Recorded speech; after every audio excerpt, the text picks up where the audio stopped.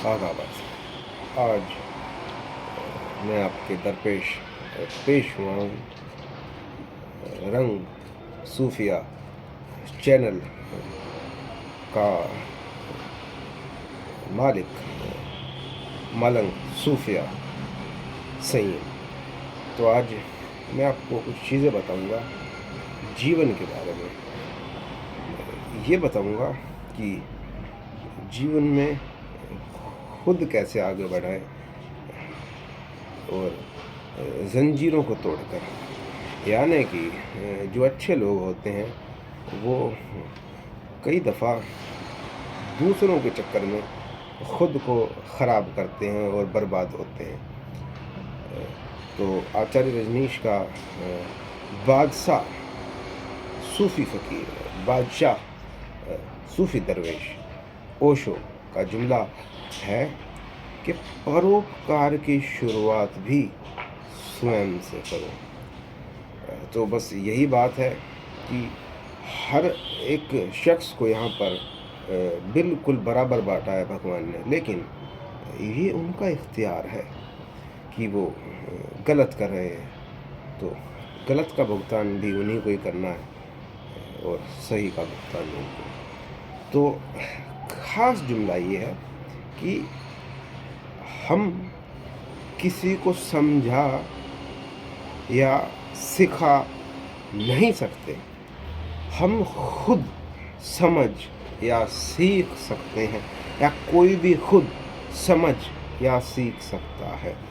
तो बात यही है कि जो उछलने वाले हैं वही एक दिन पेड़ का सिरा पकड़ पाएंगे।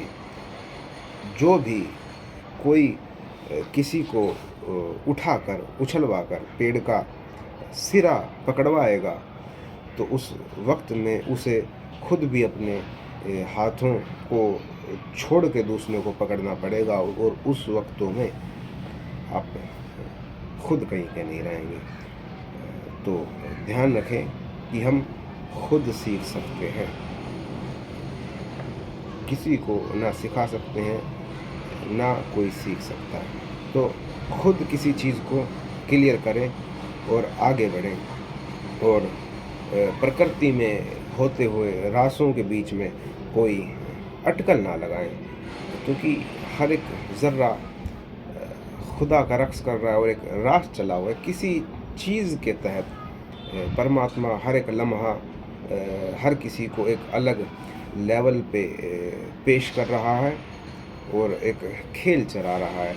तो किसी के लेवल में दखल अंदाजी ना करें, करें तो ये करें कि अपना लेवल बढ़ाएं। आज 77 पे हैं तो 78 पे पहुँचे।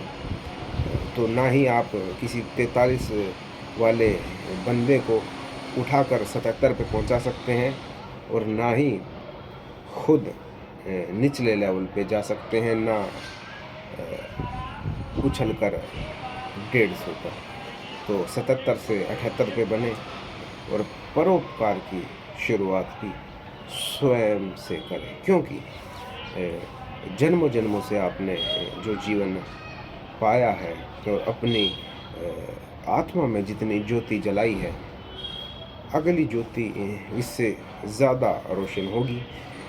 तो दूसरों की ज्योत को रोशन करने से ज़्यादा अपनी ज्योत पे ध्यान दें और अपने जीवन को संवारें।